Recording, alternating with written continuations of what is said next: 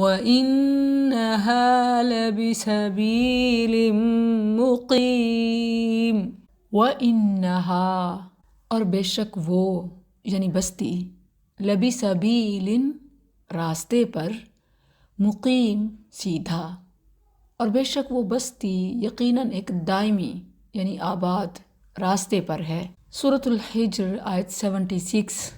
And indeed those cities are situated on an established road۔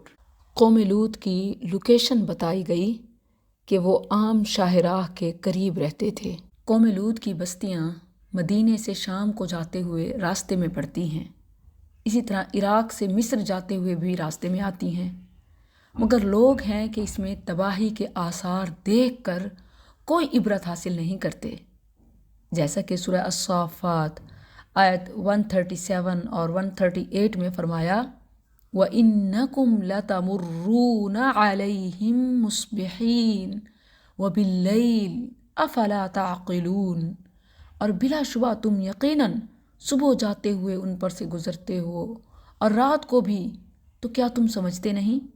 مفسرین اور researchers کا خیال ہے کہ جس سمندر کو ڈیڈ سی، بحر میت، بحر مردار یا بحر لوط کہا جاتا ہے، یہیں قوم لوط کی آبادی آباد تھی، اور یہیں ان پر عذاب آیا اور اسی میں وہ ہلاک ہوئے، اور یہیں ان پر سمندر کا پانی چھوڑ دیا گیا جو آج بھی ڈیڈ کہلاتا ہے کہ اس میں زندگی کا کوئی آثار نہیں، حتیٰ کہ سمندری جانور یا مچھلیاں یا کوئی بھی اور مخلوق نہیں، اور یہاں تک کہا گیا ہے کہ اس کے اوپر سے کوئی پرندہ تک بھی نہیں اڑتا۔